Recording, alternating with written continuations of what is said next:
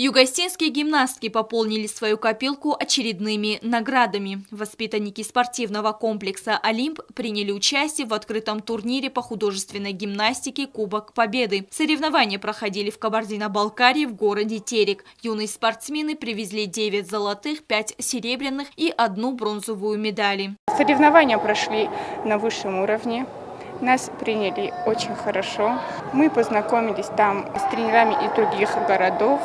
Турнир был приурочен к 74-й годовщине победы в Великой Отечественной войне. Гимнастки выступали под песни военных лет, показывали номера, связанные с военной тематикой. Из Южной Осетии в соревнованиях приняли участие около 15 гимнасток. Все они, несмотря на свой юный возраст, показали хорошие результаты. На этих соревнованиях я заняла 2-е место.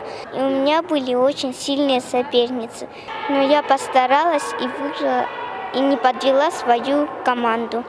Я заняла 1-е место на соревнованиях, которые проходили в Тереке.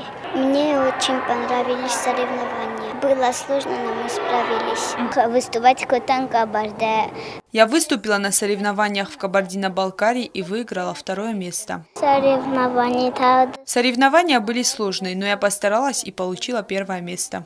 По словам президента Федерации по эстетической и художественной гимнастике Зеймы Цхавребовой, представители жюри отметили чистоту и отточенное выполнение движений гимнасток.